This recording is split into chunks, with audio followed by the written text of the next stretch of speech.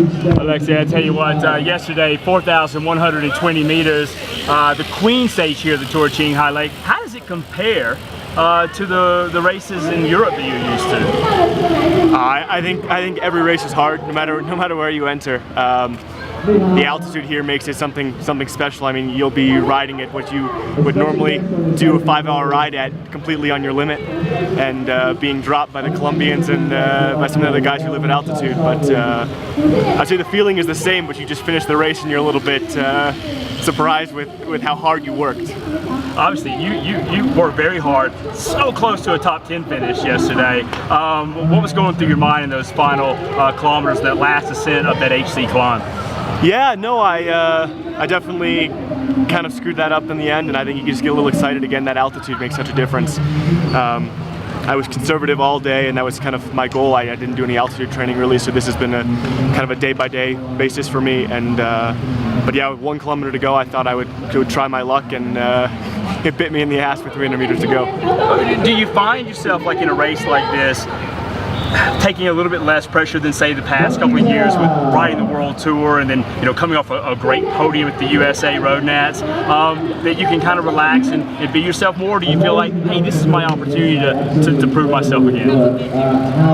I'd say both, actually. There's definitely a little bit of less pressure from one side, that when I first say don't get top 10 today, and that was the team is excited still for 11th. You know, I'm on a smaller team, and most of the results that I can garner are great. But I also aspire to be back where I was racing the last 2 years. You know, and I think it's I know what I need to do here to get back there, or to back to the Pro Conti level. So knowing that in racing, I mean, the next 7 stages are really important, and hopefully. And is it a culture shock coming back down from World Tour level? And also, what do you think you have to do to raise the eyebrows or get the attention to go back up to the highest peak? Culture shock, not so much. I mean, I did this my whole life. You know, as an American, you go over when you're 16 and you live in Belgium with the national team. But I think it was more of an eye-opener. You know, in the World Tour, you're treated like a king or a prince all the time. You know, everything is really around the athlete the whole time. From your nutrition to your getting off the transportation. You get off the plane and someone's right there and carries your bags, and there's no waiting anywhere. Where I think I started to travel again this year, which has been interesting, and my 45+ hour travel here. But no, I think to get back, it means garnering some results against guys who race at that level, and so that means here our team's trying to race Arctic race, and so you can see and race against the guys that are racing at that level, and that's difficult as a Conti team, but being able to show yourself, I think, is the big thing. You know, I know that you were quite surprised when you were let go so late without a lot of notice, and you even contemplated maybe whether or not you want to continue. Or are you happy that you know, not only that you found a team, but you're still cycling this late in the season, 2018? Yeah, without a doubt. I mean, there's definitely, like you said, there's some complacency and some indecisiveness. Late last season, and I kind of find myself training with guys in Austria, where I was living with Marco Haller and Bernie for no reason, kind of just going with the flow with what I've done my whole life. But at some point I realized that I didn't want someone else to decide when I stopped cycling. And so even if I'm done at the end of this year, I need another year to decide what I really wanted. And I mean, I'm really enjoying being here racing in China, and I hope I can race the rest of this season out.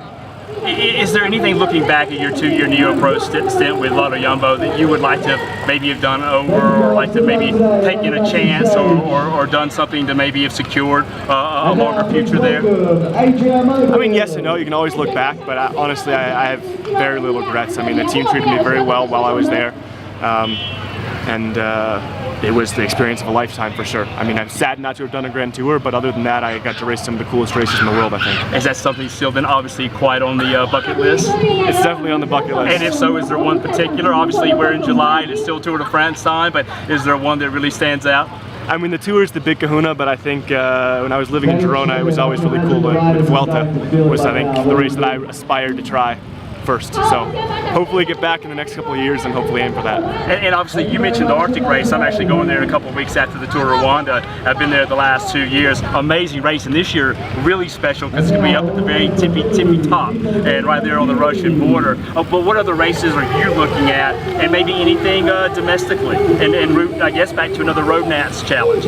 Yeah, no, it's that's the one thing with the team is there's some really solid races, but there's also kind of some gaps in the schedule. You know, I mean, this is really great. In Arctic race, we, not to put any pressure on Arctic race, but we had an invite, and then it's kind of been, right now we're a supplementary team based on more Pro Tour teams wanting to come.